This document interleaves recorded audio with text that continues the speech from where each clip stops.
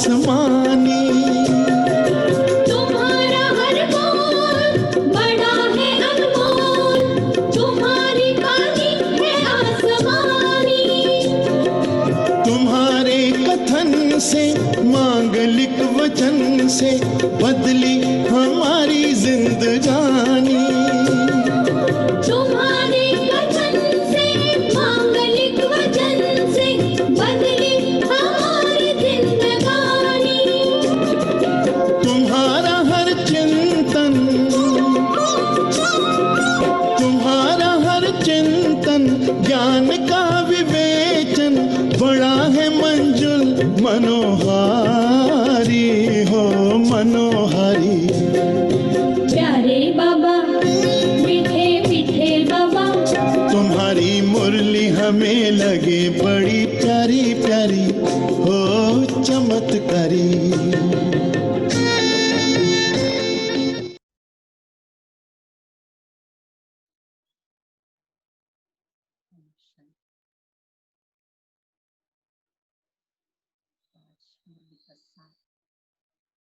मीठे बच्चे,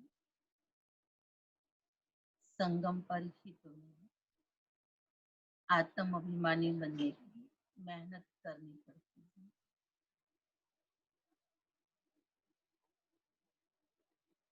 सतयुग अथवा कलयुग में ये मेहनत होती नहीं।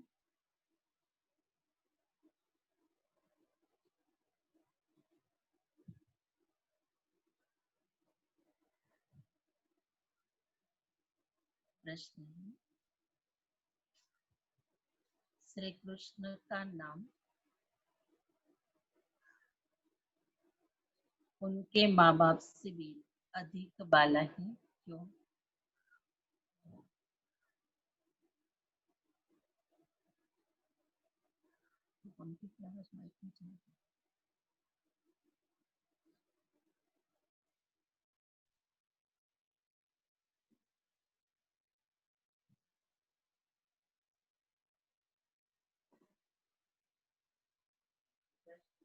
श्री कृष्ण का नाम उनके माँ बाप से भी अधिक बाला है, क्योंकि श्री कृष्ण से पहले जिनका भी जन्म होता है वो जन्म योग बल से नहीं होता है। कृष्ण के माँ बाप ने कोई योग बल से जन्म नहीं लिया है। दूसरी बात, पूरी कर्मातीत अवस्था वाले राधे कृष्ण ही है, वही सदगति को पाते हैं। जब सब पाप आत्माएं खत्म हो जाती है तब गुलगुल अर्थात पावन नई दुनिया में श्री कृष्ण का जन्म होता है। उसे ही वैकुंठ कहा जाता है। तीसरी बात, संगम पर श्री कृष्ण की आत्मा ने सबसे अधिक पुरुषार्थ किया है, इसलिए उनका नाम बाला है। तो ये तीन बातें बाबा ने सुनाई कि श्री कृष्ण का नाम उनके माँ बाप से क्यों बाला रहता है। ओम शांति। मीठे मीठे रूहानी बच्चों को रूहानी बाप बैठ समझाते हैं। 5-4 वर्ष के बाद एक ही बार बच्चों को आकर पढ़ाते हैं। पुकारते भी हैं कि हम पतितों को आकर पावन बनाओ, तो सिद्ध होता है ये पतित दुनिया है। नई दुनिया पावन दुनिया थी। नया मकान खूबसूरत होता है, पुराना जैसे टूटा फूटा हो जाता है, बरसात में गिर पड़ता है। अभी तुम बच्चे जानते हो बाप आया है नई दुनिया बनाने, अभी पढ़ा रहे हैं, फिर 5-4 वर्ष के बाद पढ़ाएंगे। बाबा को पुकारा तो बाबा हम बच्चों के बुलावे पर आ गया और हमें बहुत सुंदर नई दुनिया बनाने का परिचय भी दे रहा है। और साथ में बाबा के मिलन का अनुभव भी कर रहे हैं। तो बाबा कह रहे हैं कि जब मकान पुराना हो जाता है, तो बच्चों को नए मकान का संकल्प चलता है। तो ऐसे दुनिया भी पुरानी हो गई, पतित हो गई। अब ज़रूर है ये पतित दुनिया में रहना किसको पसंद नहीं है, तो फिर नई दुनिया को याद करते हैं। लेकिन नई दुनिया आएँगी कैसे? तो फिर बाबा को ही याद करते हैं। बाबा कहते आप सभी ने पुकारा है, अब किसी को याद है, नहीं याद है कि हमने बाबा को कैसे-कैसे पुकारा। क्योंकि कइयों ने इस जन्म में भक्ति नहीं की है, तो कहते हमने तो कोई बाबा को ऐसा पुकारा नहीं है। लेकिन अनेक जन्मों की पुकार बाबा के पास पहुँची है। तो बाबा कह रहे कि देखो ये भी कितनी बड़ी उस संकल्पों की, उस पुकार की अब प्रैक्टिकल में देख रहे हैं कि उसका जवाब बाबा ने आकर दिया, कि स्वयं बाबा आकर हमें पढ़ा रहे हैं। तो तो ऐसे कभी कोई साधु संत आदि अपने फॉलोअर्स को नहीं पढ़ाएंगे। जैसे बाबा पढ़ा रहे हैं, जो 5-4 वर्ष के बाद फिर पढ़ाएगा, और ऐसे बच्चे-बच्चे कह कर के कोई साधु संत आदि नहीं पढ़ा सकते हैं। उनको ये पता ही नहीं है, न खेल का पता है, क्योंकि निवृत्ति मार्ग वाले हैं। बाप बीकर कोई भी सृष्टि के आदि मध्य अंत का राज समझा न सके। आत्म अभिमानी बनने में ही बच्चों को मेहनत होती है, क्योंकि आधा कल्प में तुम कभी आत्म अभिमानी बने नहीं हो। आधा कल्प माना द्वापर में और कलयुग में आत्मा ने अपने आप को देह भान में ही पाठ बचवाया। तो वो आधा कल्प का संस्कार जो है आत्मा को अब विघ्न रूप बन जाता है। और अभी बाबा हमें प्रैक्टिस करवा रहा है कि अपने को आत्मा समझो, और इस आत्मा समझने की ही मेहनत है, क्योंकि बार बार देह की स्मृति में चले जाते हैं। आत्म अभिमानी बनना, अब इसका भी अभ्यास करना, इस पर भी चिंतन करना है हमें कि आत्म अभिमानी स्थिति क्या होती है। आत्मा का अभिमान, अभी आत्मा को किस बात का अभिमान होगा, तो जरूर है इस संगम युग के नए जीवन के अंदर हमें बाबा मिला है, माना हम ईश्वरी संतान बनती है। तो ईश्वरी संतान बनने का भी अभिमान है, कि ये आत्म अभिमान हो गया कि मैं शिव बाबा का बच्चा हूँ। ऐसे ही शिव बाबा का बच्चा बनने के बाद फिर बाबा ने हमें याद दिलाया कि बच्चे आप मेरे वारिस हो। तो वारिस किसके बने हैं? तो सारे ही इस परमात्म खजानों के मालिक बनते हैं। तो अपना पिता इतना ऊंचे ते ऊंचा परमधाम निवासी, और वो हमें आकर के दोनों दुनिया का मालिक बनाता है, परमधाम का भी और साकार में नई दुनिया का भी। तो उसका भी हमें अभिमान है, कि हम उस दोनों दुनिया के मालिक बनते हैं, ब्रह्मांड के भी और साकार सृष्टि में सत्युगी नई दुनिया के भी। तो ऐसे एक एक बात का चिंतन अगर हम करते हैं, तो हमारे आत्म अभिमानी स्थिति का अनुभव होता जाएगा। आत्मा को अभिमान है मुझ अपना, कि मुझे इस संसार में इतना ऊंचे ते ऊंचा भगवान माता पिता के रूप में मिला है, इतना ऊंचा भगवान परम शिक्षक के रूप में मुझे पढ़ाता है। तो ये सब आत्म अभिमानी बनने का चिंतन है। तो अगर इसको अनुभव करते हैं, सिर्फ चिंतन ही नहीं हो, लेकिन इसका अनुभव हो, तो ये अनुभव में चले जाए, तो ये हमारी आत्म अभिमानी बनने की स्थिति हो जाएगी। और इसी में बाबा कह रहे बच्चों को मेहनत करनी है, क्योंकि आत्म अभिमानी स्थिति में बैठते बैठते फिर देह का अभिमान आ जाता है। सोचेंगे मैं शिव बाबा का बच्चा है, फिर थोड़े समय के बाद याद आएगा कि हम तो फलाने के बच्चे हैं। तो जरूर देह की स्मृति आ गई, तो देह के अभिमान में आज चले गए। तो ऐसे एक एक दुनिया की प्राप्तियां अगर बुद्धि को खींच रही है, संबंधों का आकर्षण बुद्धि को हो रहा है, तो वो आत्म अभिमानी स्थिति नहीं बन सकती है। तो बाबा कहते इसी में मेहनत लगती है। एक तरफ आत्म अभिमानी स्थिति अपने को अच्छी लग रही है और दूसरी तरफ उस स्थिति में स्थित होने का अभ्यास करते हैं, तो थोड़े ही पल में वापस पुराना संस्कार जो देह अभिमान का है, वो अपनी तरफ खींच लेता है। तो बाबा कह रहे हैं कि बच्चे मेहनत इसी चीज की है, निरंतर उस आत्म अभिमानी स्थिति में टिक जाए। अब आप कहते हैं अपने को आत्मा समझो, ऐसे नहीं कि आत्मा सो परमात्मा, नहीं, अपने को आत्मा समझ परमपिता परमात्मा शिव को याद करना है। याद की यात्रा मुख्य है, जिससे तुम पति से पावन बनते हो। इसमें कोई स्थूल बात नहीं है, कोई नाक कान आदि नहीं बंद करना है। मूल बातें अपने को आत्मा समझ बाप को याद करना। तुम आधा कल्प से हीरे वे हो, देह अभिमान में रहने के। हीरे वे हैं माना आदती बन गए हैं। अब इतने समय की आदत जो है अभी वो संगम पर मिटानी है। तो देह अभिमान में आने का अभ्यास बहुत पक्का हो गया है। अभी नेचुरल रूप में देह अभिमान में ही रहते हैं। अब उसमें बाबा कहते बच्चे ये तुम्हारी ओरिजिनल अवस्था नहीं है, ये आपका अपना परिचय नहीं है। लेकिन आप अपने आप को जानो कि मैं तो एक आत्मा हूँ। तो अपनी आत्म अभिमानी स्थिति, अपनी आत्मा की स्वरूप की स्थिति, अपने आत्मा के गुणों की अनुभूतियों में अपने आप को अनुभव करना है।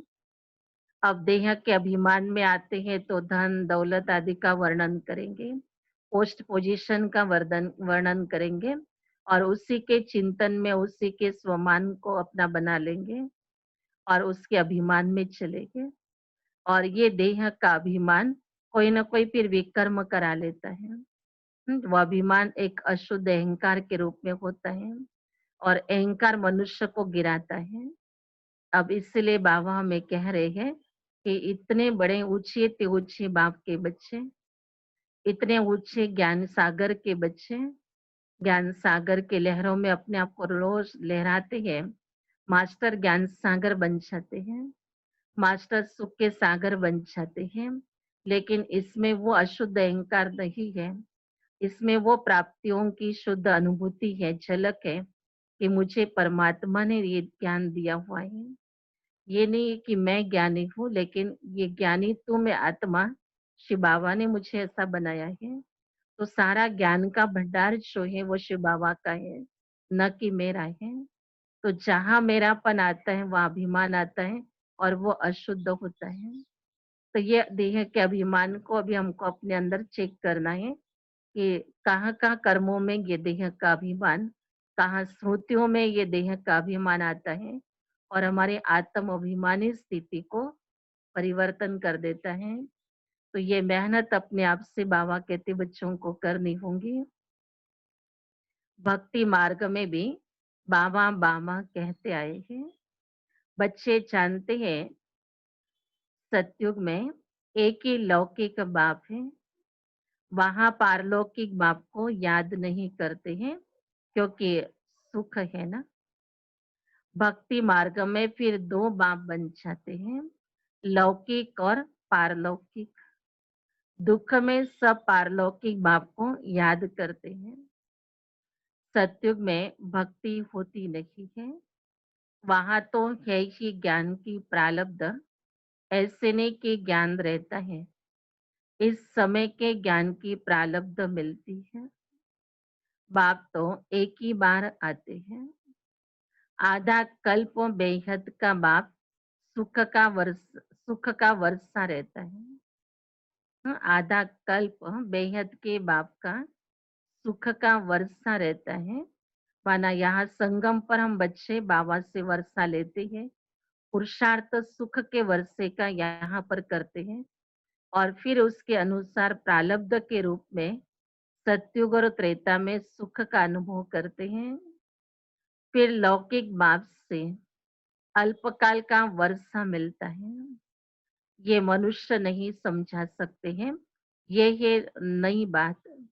5-4 वर्ष में संगम युग पर एक ही बार बाप आते हैं, जबकि कलयुग है, ये मनुष्य नहीं समझा सकते हैं। ये है नई बात। 5-4 वर्ष में कलयुग पर 5-4 वर्ष में संगम युग पर एक ही बार बाप आते हैं, जबकि कलयुग अंत सतयुग का आदि का संगम होता है, तभी बाप आते हैं। कलयुग में भी शुरुआत में नहीं आते हैं। कलयुग में भी बाबा कहते मैं तब आता हूँ जब इस युग का अंत होता है और सतयुग का आदि का संगम होता है। कलयुग और सतयुग के संगम पर बाबा का आना होता है, नई दुनिया फिर से स्थापन करने के लिए। आने का उद्देश्य भी बाबा सुनाते हैं कि बाबा इसलिए आता है पुरानी दुनिया को परिवर्तन करना और नई दुनिया की स्थापना करना है। नई दुनिया में इन लक्ष्मी नारायण का राज्य था, फिर त्रेता में राम राज्य था। बाकी देवताओं आदियों के जो इतने चित्र बनाए हैं वो सब है भक्ति मार्ग की सामग्री। बाप कहते हैं इन सबको भूल जाओ, अभी अपने घर को और नई दुनिया को याद करो। ज्ञान मार्ग है समझ का मार्ग, जिससे तुम एक ही जन्म समझदार बन जाते हैं, कोई दुख नहीं रहता है। सतयुग में कभी कोई ऐसे नहीं कहेंगे कि हमको शांति चाहिए। कहा जाता है मांगने से मरना भला। वहां सतयुग के अंदर कोई को भी ऐसी आवश्यकता ही नहीं होगी तो कोई सुख मांगे, कोई शांति मांगे। और संगम पर भी बाबा हमारे ये रॉयल संस्कार बना रहे हैं कि बच्चे मांगने से मरना भला। अब सागर के बच्चे बने हैं, अब पल भर के लिए सुख या शांति की याचना नहीं करेंगे, प्रार्थना नहीं करेंगे, लेकिन अब अनुभव करेंगे कि हम उस सुख के दाता के बच्चे हैं। हमें भी सुख देने का कर्म करना है। तो अभी तो हमारी स्मृति भी परिवर्तन हो गई, तो कर्म भी परिवर्तन हो गए, बोल भी परिवर्तन हुए हैं। तो सत्युग की वो संपन्न अवस्था जहाँ पर सुख और शांति में हम जिएंगे, वो स्थिति का अनुभव अभी हमको बाबा संगम युग पर भी करा रहा है। जब बाबा से हम सुख और शांति का अनुभव कर रहे हैं, तो उससे अंदाज लगा सकते हैं कि ये परम सुख और परम शांति हम बच्चों के साथ आधा कल्प रहने वाली है। तो इसकी जितनी गहन अनुभूति हम करते हैं, उतना ही आत्मा उस समय पर उसके अनुभव की प्रारब्ध के रूप में प्राप्ति के साथ जिएंगी। तो इसलिए बाबा कहते हैं कि यहाँ पर तुम बच्चों को बहुत समझदार बनना है। बाप तुमको ऐसा साहूकार बना देते हैं जो देवताओं को भगवान से कोई चीज मांगने की दरकारी नहीं रहती है। यहाँ तो दुआएं मांगते हैं। पोप आदि आते हैं तो कितने दुआ लेने जाते हैं, पोप कितनों की शादियां कराते हैं। बाबा तो ये काम नहीं करते हैं।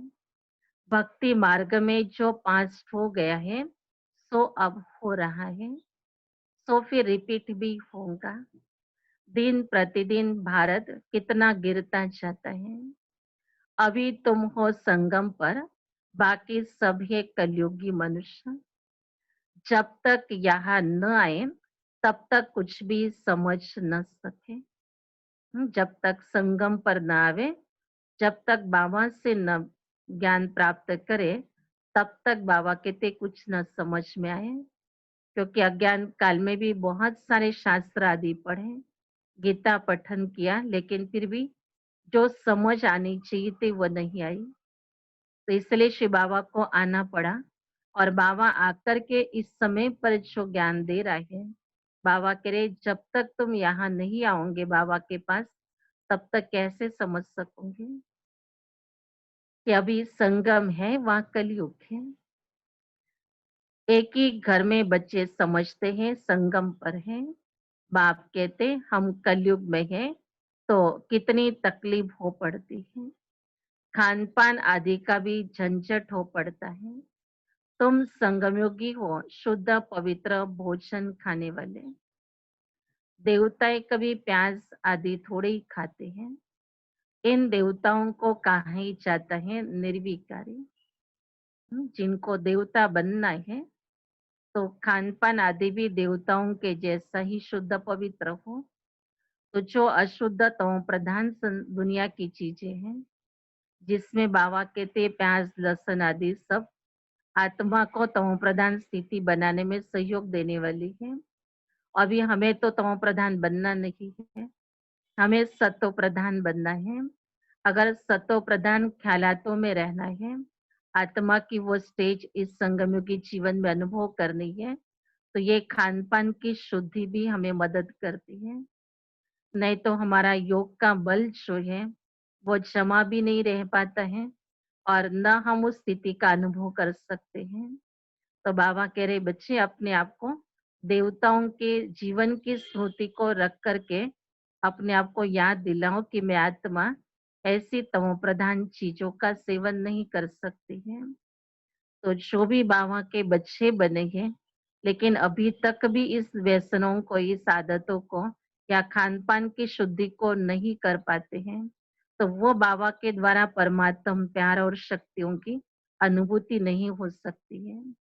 फिर आत्मा जब शरीर छोड़ेगी तो आत्मा को पश्चाताप होगा कि इतनी सी छोटी सी खान पान के बारे में हमने अपने आप को उसके वश करके रखा था और जिसके कारण परमात्म प्राप्तियों से अपने आप को वंचित रखा।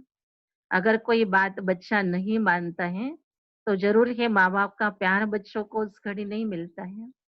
अगर हम भी बाबा की बात नहीं मानते हैं तो हमें भी संगम पर उस परमात्म प्यार से वंचित होना पड़ता है।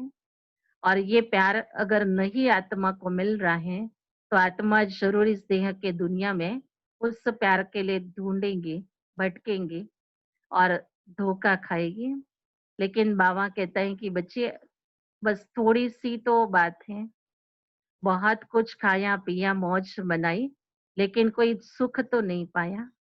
लेकिन अभी शिव बाबा के श्रीमत पर चलेंगे तुम्हें बेहद का सुख मिलेगा। पाई पैसे के इस जीवन के लिए, कौड़ी तुल्य जीवन के अंदर भी अगर कोई डॉक्टर कह दे कि ये चीज नहीं खानी है तो कैसी अपने आप को परहेज दिलाते हैं। तो शरीर में रहना है इसके लिए सोचते हैं कि ये नहीं खाना है। अब बाबा बच्चों को कहता है कैसे तमो प्रधान जीवन के अंदर कितने दुख अशांति की अनुभूति में जीते हो, तो क्यों नहीं आत्मा को अपने आप को इस शरीर को मंदिर बना करके दे दो।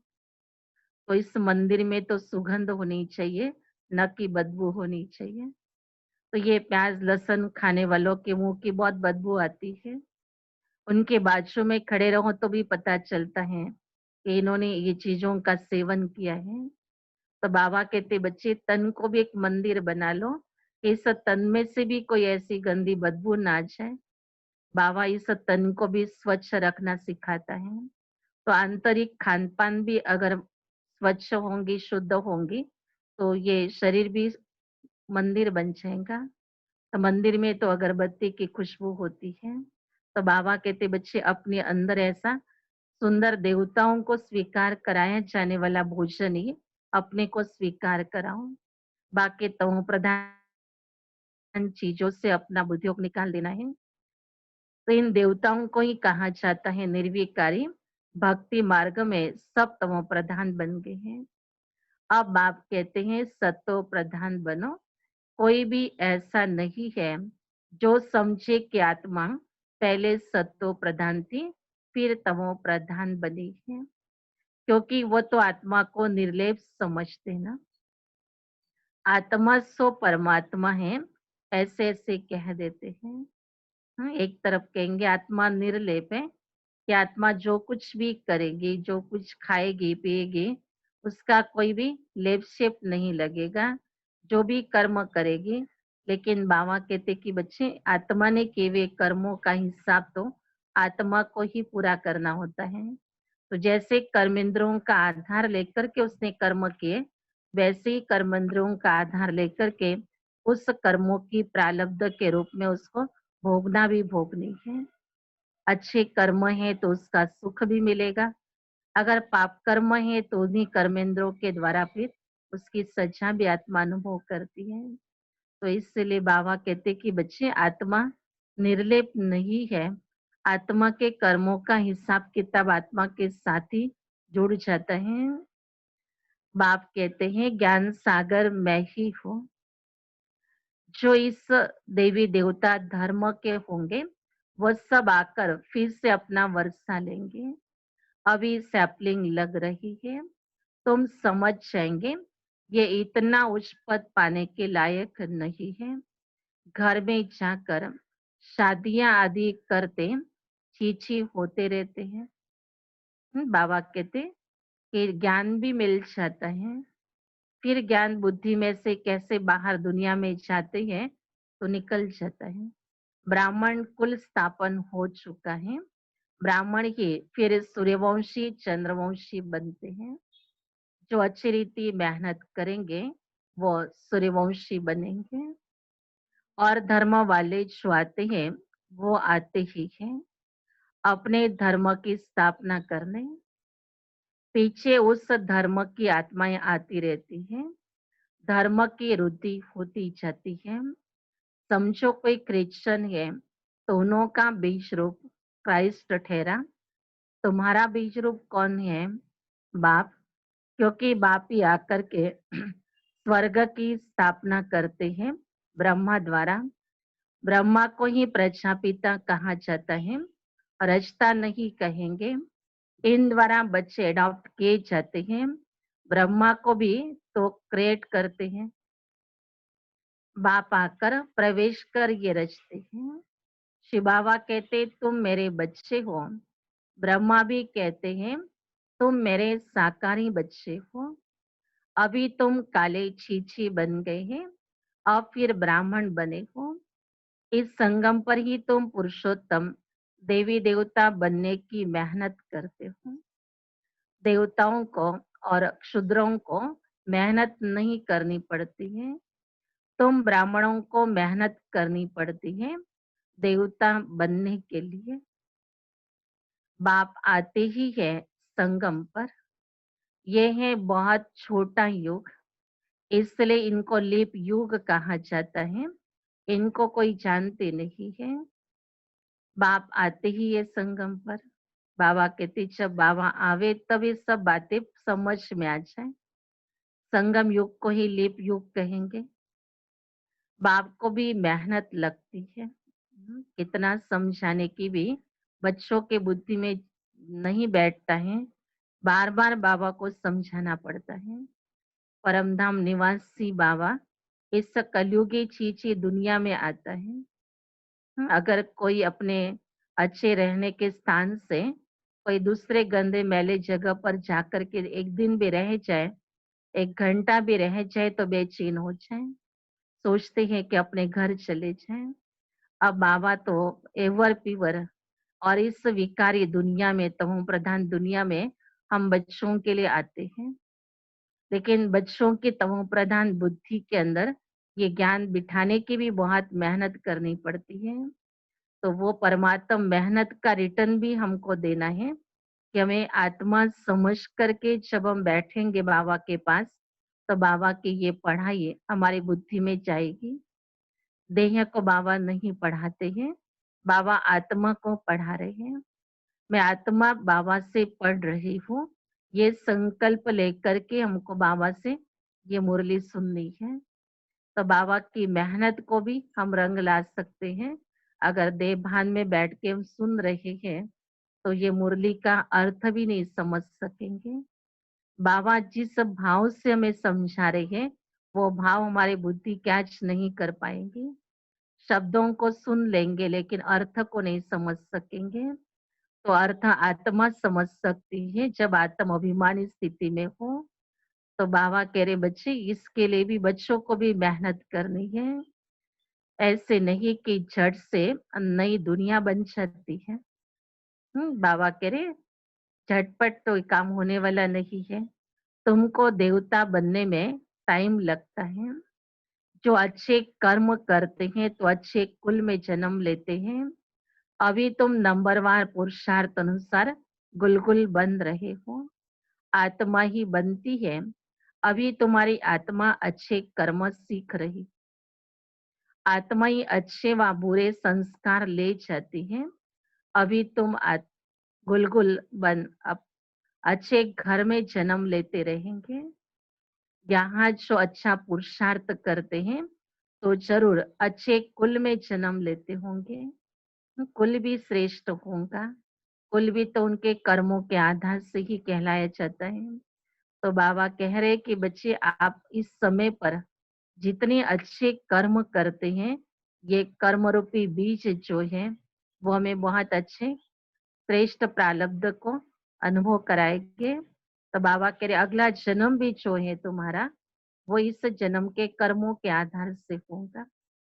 तो अभी हमारा इस जन्म का कर्म हमारे 21 जन्म के आधार बनने वाले हैं, 21 कुल के लिए आधार बनने वाला है।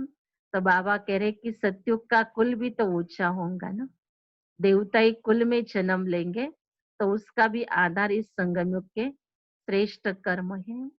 और श्रेष्ठ कर्म वही कहलाएगा जो श्रीमत के अनुसार किया गया है। बाकी मुझे अच्छा लगता है वो कर्म श्रेष्ठ कर्मों में नहीं गिना जाएगा, लेकिन शिव बाबा को जो अच्छा लगता है, शिव बाबा ने जिसके लिए मुझे करने के लिए छुट्टी दी है, श्रीमत दी है, वही कर्म मुझे उस समय के अनुसार करना है। कई कर्म ऐसे हैं कि अच्छे भी हैं, लेकिन उस समय के लिए वो अच्छे नहीं है।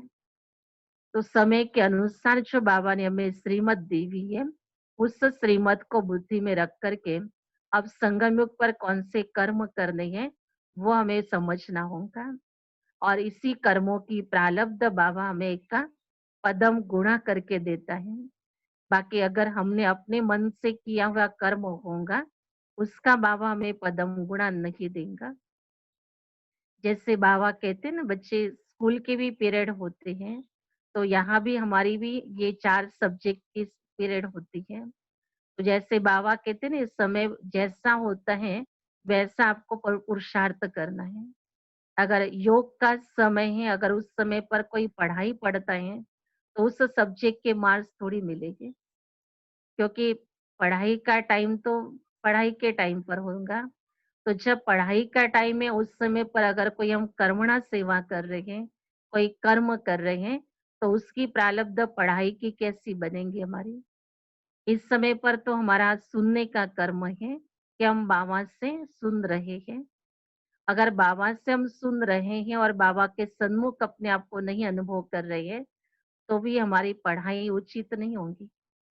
तो जो समय चल रहा है उस समय के अनुसार उस विधि से हमें कर्म का बीज बोना है। तो उसी कर्मों का फल देने का बाबा बंधा हुआ है कि उसका रिटर्न बाबा हमें पदम गुणा करेगा। पीरियड कौन सा चल रहा है और हम कर्म कौन से कर रहे हैं, तो बाबा कहेगा उसकी जिम्मेवारी मेरी नहीं है, वो तुमने अपने मनमत से ये कर्म किया है ना। तो इस मनमत से किए हुए कर्म का फल जो है वो तुम्हें साधारण मिलेगा, श्रेष्ठ नहीं मिलेगा, पदम गुणा नहीं मिलेगा। इसलिए समय के अनुसार बाबा की श्रीमत क्या है उसको हमें बहुत अच्छी तरह से समझना है। बहुत बार बाबा ने बच्चों को कहा है कि बच्चे सुबह का टाइम आधा पौना घंटा 1 घंटा बच्चों को निकालना चाहिए बाबा से पढ़ाई पढ़ने के लिए। पढ़ने के बाद फिर बाबा कहता था कि बच्चे अगर आपको ड्यूटी पर जाना है, 3 मिनट के योग के लिए भी समय नहीं है, तो चलते फिरते भले याद करते करते अपने ड्यूटी पर पहुंच जाओ, लेकिन पढ़ाई विधिवत बैठ के पढ़नी है। तो ये नियम बाबा ने बना के दिए हैं। तो इन नियमों के अनुसार अगर हम कर्म करते हैं तो उसकी मार्क्स हमारी जमा होंगी। श्री बाबा टीचर के रूप में भी हमें अपने मार्क्स देगा, पिता के रूप में भी देगा। तो हर संबंधों के अलग अलग बाबा के सर्टिफिकेट जो है वो हमें जमा करने हैं। तो इससे समय के अनुसार हमें कर्म करना है। तो अभी तुम नंबरवार पुरुषार्थ अनुसार गुलगुल बन रहे हो, आत्मा ही बनती है। अभी तुम्हारी आत्मा अच्छे कर्म सीख रही है, आत्मा ही अच्छे व बुरे संस्कार ले जाती है। अभी तुम गुलगुल बन अच्छे घर में जन्म लोगे। यहाँ जो अच्छा पुरुषार्थ करते जरूर अच्छे कुल में जन्म लेते होंगे।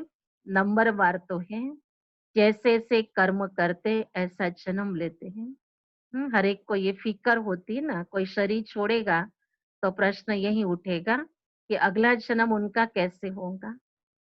अच्छा घर उनको मिलना चाहिए, उनको सुख शांति मिलनी चाहिए। अब ये बाबा को भी कहेंगे कि बाबा उसको अच्छा घर मिल जाए, तो बाबा कह रहे उसके कर्म ही उसके लिए आधार बनने वाले हैं। जब बुरे कर्म करने वाले बिल्कुल खत्म हो जाते हैं, फिर स्वर्ग स्थापन हो जाता है। छाट छूट हो करके तमो प्रधान जो भी हुए वो खत्म हो जाते हैं, फिर नए आत्माओं को आना शुरू हो जाता है। जब भ्रष्टाचारी सब खत्म हो जाते हैं, तब कृष्ण का जन्म होता है। तब तक बदली सदली होती रहती है। जब कोई छीछी नहीं रहेगा, तब कृष्ण आएगा। तब तक तुम आते जाते रहेंगे। कृष्ण को रिसीव करने वाले माँ बाप भी पहले से चाहिए ना। फिर सब अच्छे अच्छे रहेंगे, बाकी चले जाएंगे, तभी उसको स्वर्ग कहा जाएगा। तुम श्री कृष्ण को रिसीव करने वाले रहेंगे। बल तुम्हारा छीछी जन्म होगा, क्योंकि रावण राज्य है ना। शुद्ध जन्म तो हो न सके। गुलगुल जन्म तो श्री कृष्ण का ही पहले पहले होता है। उसके बाद नई दुनिया वैकुंठ कहा जाता है। कृष्ण बिल्कुल गुलगुल नई दुनिया में आएंगे। रावण संप्रदाय बिल्कुल खत्म हो जाएंगे। कृष्ण का नाम उनके माँ बाप से भी बहुत बाला है। कृष्ण के माँ बाप का नाम इतना बाला नहीं है। कृष्ण से पहले जिनका जन्म होता है वो योग बल से नहीं कहेंगे। ऐसे नहीं कृष्ण के माँ बाप ने योग बल से जन्म लिया है, नहीं। अगर ऐसा होता तो उन्हों का भी नाम बाला होता है। तो सिद्ध होता है उनके माँ बाप ने इतना पुरुषार्थ नहीं किया जितना श्री कृष्ण ने किया। ये सब बातें आगे चल तुम समझ जाएंगे। श्री कृष्ण ने पुरुषार्थ इतना किया जो उसको योग बल से जन्म मिला, लेकिन उसके माता पिता जो थे बाबा कहते वो तो इस पुरानी कलयुगी दुनिया के रस्म से ही उनका जन्म हुआ, इसलिए उनका जन्म का इतना गायन नहीं किया हुआ है। लेकिन श्री कृष्ण का योग बल का जन्म जिसका गायन होता है, ये सब बातें आगे चल तुम समझ जाएंगे। पूरी कर्मातीत अवस्था वाले राधे कृष्ण ही है, वही सदगति में आते हैं। पाप आत्माएं सब खत्म हो जाती है, तब उनका जन्म होता है। फिर कहेंगे पावन दुनिया, इसलिए कृष्ण का नाम वाला है। माँ बाप का इतना नहीं है।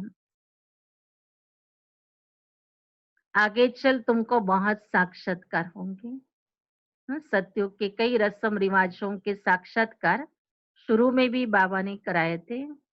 अभी जब पुरुषार्थ बच्चों का पूरा हो जाएगा, फिर बाबा कहते तुम्हें भी वापस वो साक्षात्कार हो जाएंगे।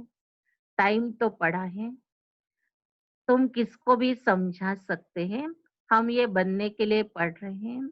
विश्व में इनका राज्य अब स्थापन हो रहा है। हमारे लिए तो नई दुनिया चाहिए।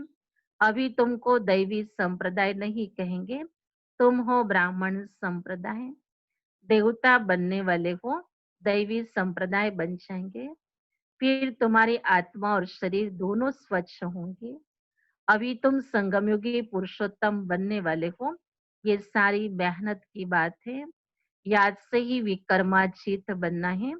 तुम खुद कहते हो याद घड़ी घड़ी भूल जाती है। बाबा पिकनिक पर बैठते हैं तो बाबा को ख्याल रहता है हम याद में नहीं रहेंगे तो बाबा क्या कहेंगे। इसलिए बाबा कहते तुम याद में बैठ पिकनिक करो। कर्म करते माशुक को याद करो तो विकर्म विनाश होंगे। इसमें ही मेहनत है। बाबा देखता है बच्चे पिकनिक आदि करते हैं तो खेल पाल में आ जाते हैं और उस घड़ी श्री बाबा के साथ में अपने आप को अनुभव नहीं करते हैं। तो बाबा कहते बच्चे देखो चाहे आप पिकनिक पर बैठे हो लेकिन अंदर में बुद्धि में बाबा के बारे में ख्यालात चलने चाहिए। कर्म करते हुए भी माशूक को याद करो तो विकर्म विनाश होंगे, इसमें ही मेहनत है। याद से आत्मा पवित्र होंगे, अविनाशी ज्ञान धन भी जमा होगा। अगर फिर अपवित्र बन जाते हैं तो सारा ज्ञान बह जाता है। पवित्रता ही मुख्य है। बाप तो अच्छी अच्छी बातें ही समझाते हैं। ये सृष्टि के आदि मध्य अंत का ज्ञान और कोई में नहीं है। और जो भी सत्संग आदि है वो सब है भक्ति मार्ग के। बाबा ने समझाया है भक्ति वास्तव में प्रवृत्ति मार्ग वालों को ही करनी है। तुम्हारे में तो कितनी ताकत रहती है, घर बैठे तुमको सुख मिल जाता है। सर्वशक्तिमान बाप से तुम इतनी ताकत लेते हो। सन्यासियों में भी पहले ताकत थी, जंगलों में रहते थे। अभी तो कितने बड़े बड़े फ्लैट बना करके रहते हैं, अभी वो ताकत नहीं है। जैसे तुम्हारे में भी पहले सुख की ताकत रहती है फिर गुम हो जाती है, उन्होंने भी पहले शांति की ताकत थी, अब वो ताकत नहीं रही है। बाबा किसी भी सुख का वर्षा मिला था तो बच्चों के पास भी सुख की ताकत थी। इन्होंने बाबा से शांति का वर्षा लिया था तो इनके पास शुरू में शांति की ताकत रहती है, लेकिन धीरे धीरे वो भी सारे खजाने खाली हो जाते हैं। आगे तो सच कहते थे कि रचता और रचना को हम नहीं जानते हैं। अपने तो अभी तो अपने को भगवान शिवोहम कह बैठते हैं। बाप समझाते इस समय सारा झाड़ तमो प्रधान है, इसलिए साधुओं आदियों का भी उद्धार करने में आता हूँ। ये दुनिया ही बदलनी है, सब आत्माएं वापस चली जाएंगी। एक भी नहीं जिसको ये पता हो कि हमारी आत्मा में अविनाशी पार्ट भरा हुआ है, जो फिर से रिपीट करेंगे। आत्मा इतनी छोटी है, इसमें अविनाशी पार्ट भरा है जो कभी विनाश नहीं होता है। इसमें बुद्धि बड़ी अच्छी पवित्र चाहिए। वो तब होंगी जब याद की यात्रा में मस्त रहेंगे। मेहनत सिवाय पद थोड़ी मिलेगा, इसलिए गाया जाता है चढ़े तो चाखे वैकुंठ रस और गिरे तो चकनाचूर। कहाँ ऊंचे तूच राजाओं का राजा डबल सिर ताज और कहाँ प्रजा। पढ़ाने वाला तो एक ही है, इसमें समझ बड़ी अच्छी चाहिए। बाबा बार बार समझाते हैं याद की यात्रा है मुख्य। मैं तुमको पढ़ाकर विश्व का मालिक बनाता हूँ तो टीचर गुरु भी होऊंगा ना। पढ़ाता है माना बाबा कह रहे कि मैं टीचर भी तो हूँ, फिर तुम्हें मुक्ति में भेजता हूँ तो जरूर है गुरु भी हो। बाप तो है ही टीचरों का टीचर, बापों का बाप। ये तो तुम बच्चे जानते हो। हमारा बाबा बहुत प्यारा है, ऐसे बाप को तो बहुत याद करना है, पढ़ना भी पूरा है। बाप को याद नहीं करेंगे तो पाप नष्ट नहीं होंगे। बाप सभी आत्माओं को साथ ले जाएंगे, बाकी शरीर सब खत्म हो जाएंगे। आत्माएं अपने अपने धर्म के सेक्शन में जाकर निवास करती हैं। अच्छा मीठे मीठे सिखिलदे बच्चों प्रति माता पिता बाप दादा का याद प्यार और गुड मॉर्निंग। रूफानी बाप के रूफानी बच्चों को नमस्ते। रूफानी बच्चों की रूफानी बाप दादा को याद प्यार, गुड मॉर्निंग और नमस्ते। धारणा के लिए मुख्य सार है।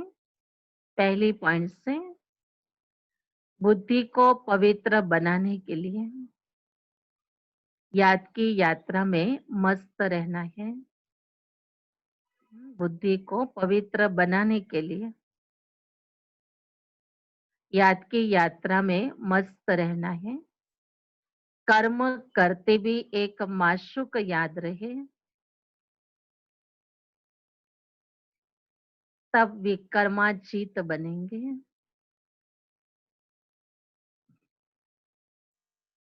दूसरी बात, इस छोटे से युग में मनुष्य से देवता बनने की मेहनत करनी है।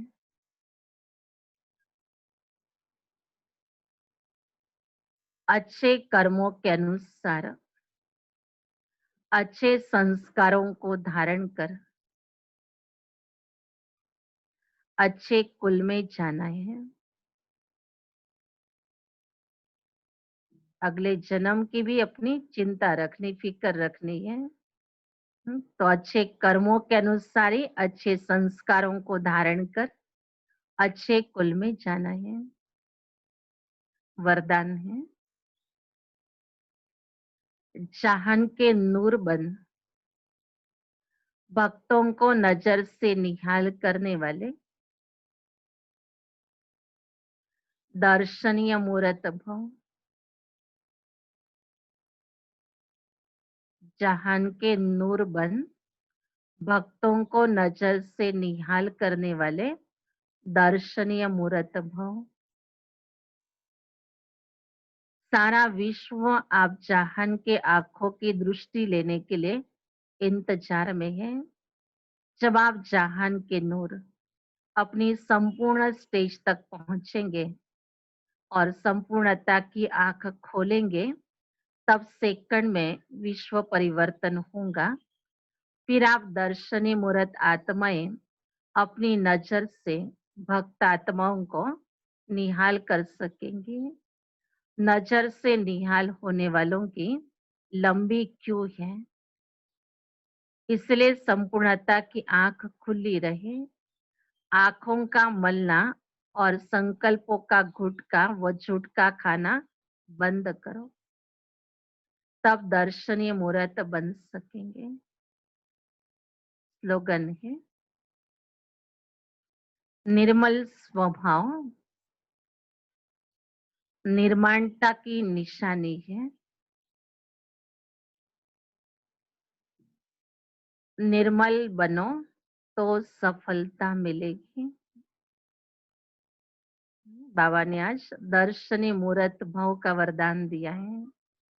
हाँ, तो सारा दिन अपने आप को देखना कि हमारी स्थिति दर्शनीय मूर्त वाली है। अगर चेहरे पर इस कलयुगी दुनिया के दुख अशांति के कोई भी भाव होंगे तो उसका दर्शन कौन करेगा? दर्शनीय मूर्त माना प्रसन्न स्वरूप आत्मा, संतुष्टता का अवतार। अपने आप में वो दिव्य गुणों की मूर्त देख रूप बना करके अनुभव करना है कि कोई भी कभी भी हमको देखेगा तो उसको दर्शन हो जाए कि ये विशेष कोई अलग आत्मा है। इनके चेहरे पर कोई अलग रौनक है जो इस कलयुगी चेहरे पर नहीं दिखाई देती है, वो ब्राह्मणों के चेहरे पर दिखाई दे। तो सारा दिन ये अनुभव करना है कि बाबा ने हमें संसार के आगे दर्शनीय मूर्त बनाया है। तो हमारे चेहरा सदा प्राप्तियों से भरा हुआ हो, परमात्म प्राप्तियों से। बाबा कहते उन प्राप्तियों में सुख, शांति, आनंद, प्रेम, ये सब कुछ अनुभव करते रहो। हम अपने अनुभव में मस्त रहे, देखने वाला उस चेहरे को प्रसन्न हो जाएगा देख करके कि इनके चेहरे पर कितने अच्छे भाव है, जैसे देवताओं के मूर्तियों में होता है। तो ऐसा बाबा कह रहे अपने आप को अभ्यास कराओ। ओम शांति।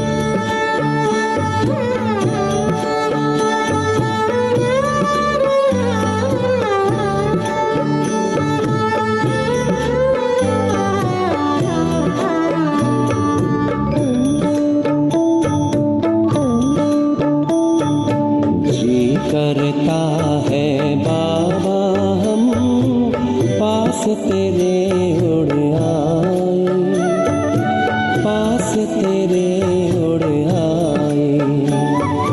जो पिंजरे से उड़कर पंछी नीले गगन में जाए, पास तेरे उड़ आए।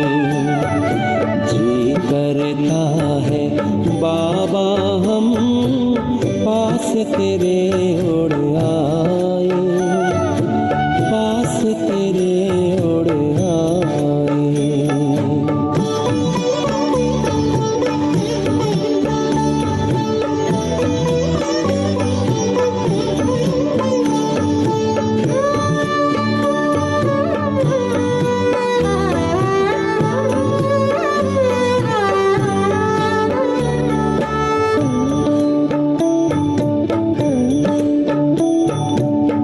कोई शय ना भाती है अब याद घर की आती है, करे इशारा किरण तुम्हारी जैसे हमें बुलाती है।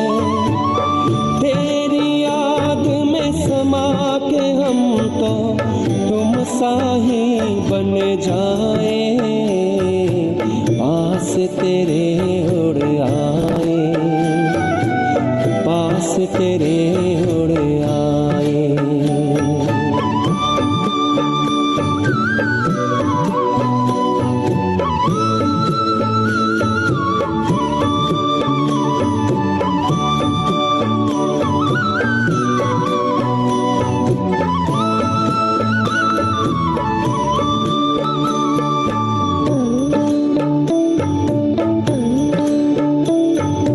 बस कुछ पल की बात है, फिर घर चलना साथ है। हाथ में हाथ तुम्हारे बाबा, प्यार की बरसात है। संगम युग में संगम तेरे, हर पल मिलन मनाए, पास तेरे उड़ आए, पास तेरे उड़ आए।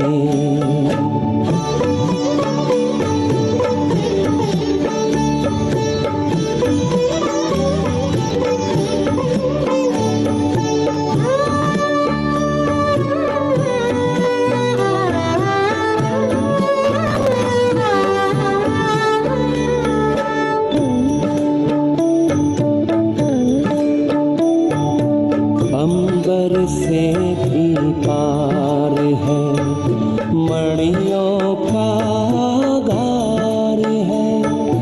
परम शांति विश्राम यहाँ पर, ज्योति का भंडार है।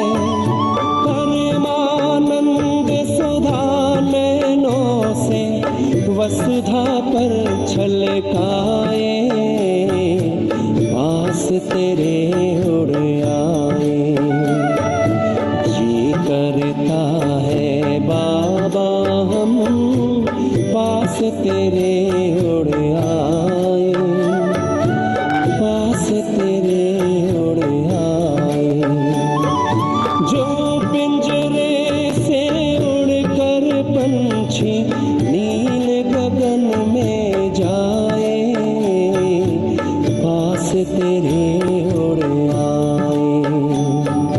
जी करता है बाबा हम पास तेरे उड़ आए,